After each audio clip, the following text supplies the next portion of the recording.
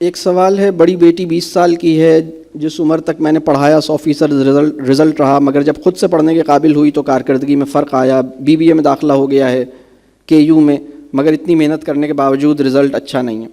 اچھا، یہ بھی ایک پرابلم ہے کہ ہماری ایجوکیشن ہماری سیلف لرننگ کی ایبلٹی اس کو بہت بری طرح سے نقصان پہنچاتی ہے۔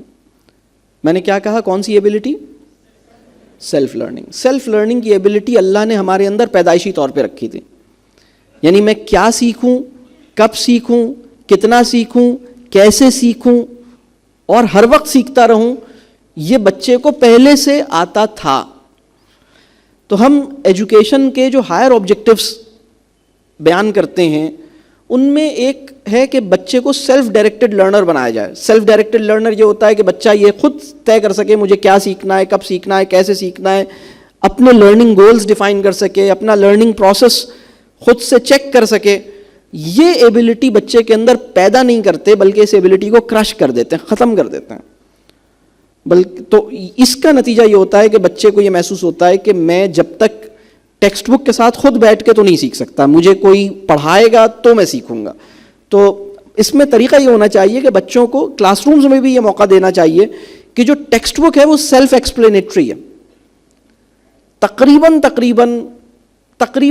اگر میں کہوں 90% ٹیکسٹ بک سیلف ایکسپلینیٹری ہوتی ہیں، اس کے اندر وضاحت موجود ہوتی ہے اور اس کے اندر ایک ٹیکسچول فارم آف ٹیچنگ اس کے اندر موجود ہوتی ہے۔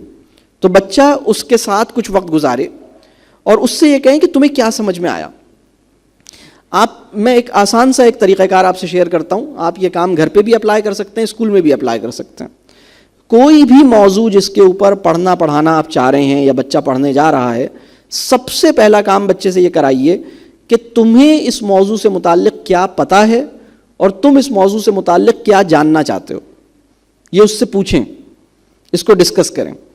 اچھا، چاہے یہ دین کا موضوع ہے، چاہے یہ معاشیات کا موضوع ہے، چاہے یہ تاریخ کا موضوع ہے، چاہے یہ سائنس کا موضوع ہے۔ What do you already know about it? What have you heard about it before?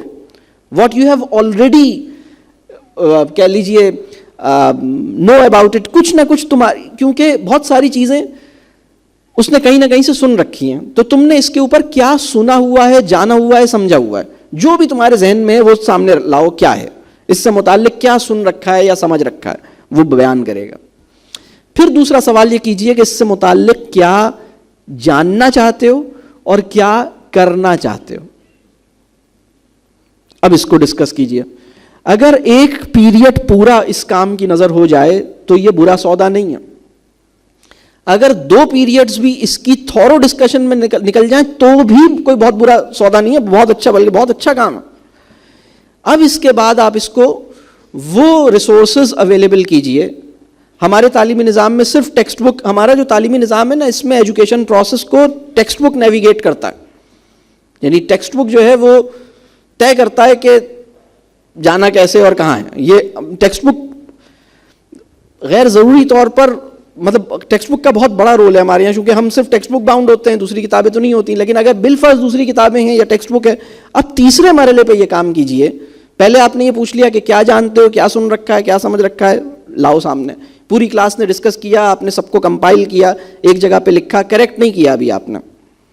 اس کے بعد آپ نے کہا کہ اچھا کیا مزید سیکھنا چاہتے ہو، کیا کرنا چاہتے ہو، اب وہ انہوں نے سامنے لائے، اس کو کمپائل کیا، اس کو ایک پورا ڈاکیومنٹ بنا دیا، ایک پیپر پہ سارا آ گیا۔ اب اس کے بعد کہا کہ اب ہم سیکھنا شروع کرتے ہیں اور ہم دیکھیں گے کہ جو کچھ ہم نے سن رکھا ہے یا جان رکھا ہے وہ ٹھیک بھی ہے یا نہیں ہے، یہ بھی اس میں پتہ لگے گا، ہماری پریویس انڈرسٹینڈنگ بھی کریکٹ ہوگی اور ہمیں فردر لرننگ بھی ہوگی انشاءاللہ، اور کچھ ہم کریں گے بھی کام۔ اب وہ جو سورسز ہیں ان کے ساتھ کنیکٹ کیجئے، جس میں ٹیکسٹ بک بھی ہو سکتی ہے، کوئی اور سورسز بھی ہو سکتے ہیں۔ تو بالفرض اگر ٹیکسٹ بک ہے تو اب آپ اس کے سامنے رکھیے اور اس سے کہیے کہ اس ٹیکسٹ بک میں کچھ ٹائم گزارو، یعنی اس میں وہ گروپس میں بیٹھ کے بھی، پرسنلی بھی، پیئر میں بھی، جیسا ان کا مزاج اور جیسی ان کی کیپیسٹی ہے۔ اگر یہ کام پہلی دفعہ ہو رہا ہے تو شاید 10 منٹ میں ہی وہ چھوڑ دیں، اگر یہ کام ہوتا رہا ہے تو وہ 1 گھنٹہ بھی ٹیکسٹ بک کے ساتھ صرف کر سکتے ہیں۔ تو دیکھنا پڑے گا کہ کتنا وہ خود سے کر سکتے ہیں۔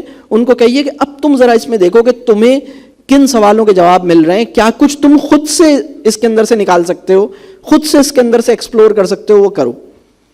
اور پھر اس کے بعد کا اسٹیپ ہے کہ کچھ ایکٹیویٹیز, کچھ اس کے اوپر مزید ڈسکشنز جن کو آپ لیڈ کریں گے, یہ اس کے بعد کا عمل ہے.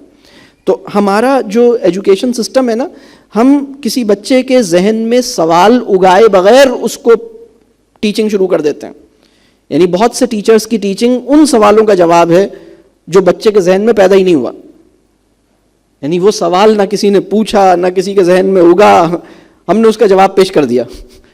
تو یہ ضائع جائے گی, آپ کی ساری محنت ضائع جائے گی.